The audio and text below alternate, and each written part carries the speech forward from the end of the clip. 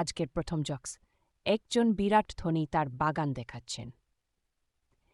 এই দেখুন আমার সুইমিং পুল, এটাতে আমি মিনারেল ওয়াটার ব্যবহার করি।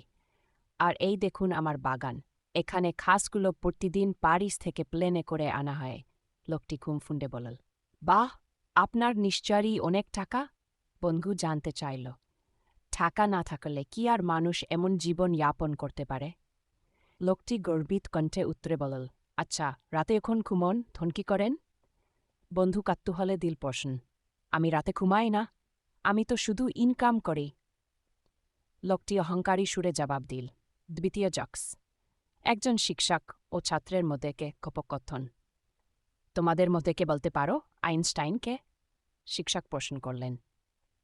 স্যার, আমাদের ক্লাসের পেছনে বেচে এ শুভ নামের ছেলেটা বসে, ওই তো বলেছিল আইনস্টাইন, ছাত্রর নির্দোষ মনের সঙ্গে বলল। তৃতীয় জোকস, দুই বন্ধুর মধ্যে কথা হচ্ছে। কিরে, আজ না